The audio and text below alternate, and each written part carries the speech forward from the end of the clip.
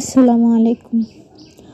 অনেকে একান্তে উলঙ্গ হয়ে গোসল করাকে সাধারণ বিষয় মনে করেন, কিন্তু ইসলামের দৃষ্টিতে এটি কি আদৌ নিরাপদ? এই ভিডিওতে জানুন উলঙ্গ হয়ে গোসল করার ক্ষতি, লজ্জা ও ঈমানের সাথে এর সম্পর্ক, সুন্নাহ অনুযায়ী গোসলের সঠিক আদব।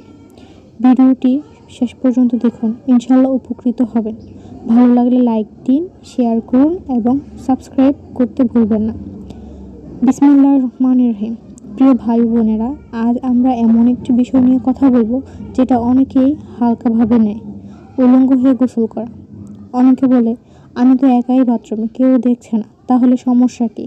কিন্তু ইসলাম শুধু মানুষের চোখের কথা বলে না, ইসলাম আমাদের লজ্জা, আদব ও আল্লাহর ভীতির শিক্ষা দেয়।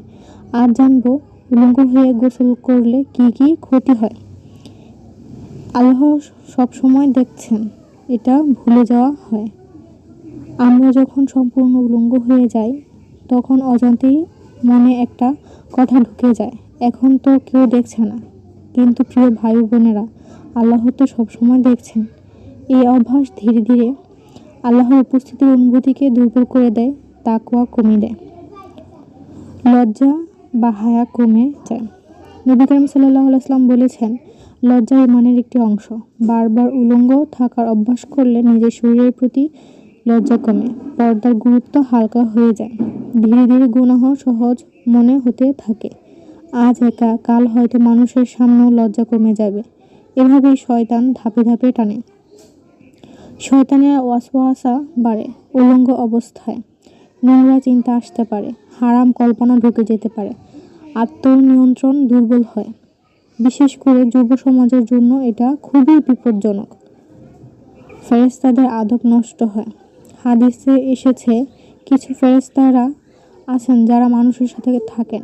উলঙ্গ হয়ে দীর্ঘ সময় কাটানোর কারণে সেই ফেরেশতাদের উপস্থিতির আদব নষ্ট হয়, রহমত থেকে বঞ্চিত হওয়ার কারণ হতে পারে।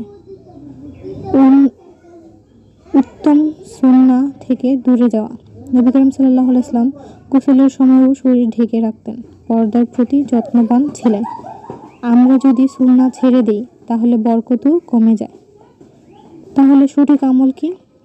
গোসলের সময় অন্তত লুঙ্গি, গামছা বা কাপড় রাখা, একান্তে হলেও লজ্জা বজায় রাখা, মনে রাখা আল্লাহ আমাকে দেখছেন।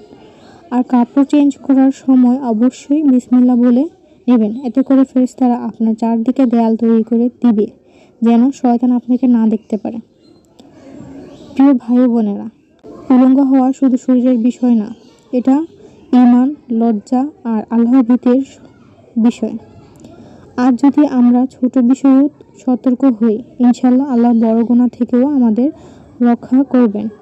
আল্লাহ আমাদের সবাইকে হায়া ও তাকওয়ার সাথে জীবন কাটানোর তৌফিক দিন। আমিন।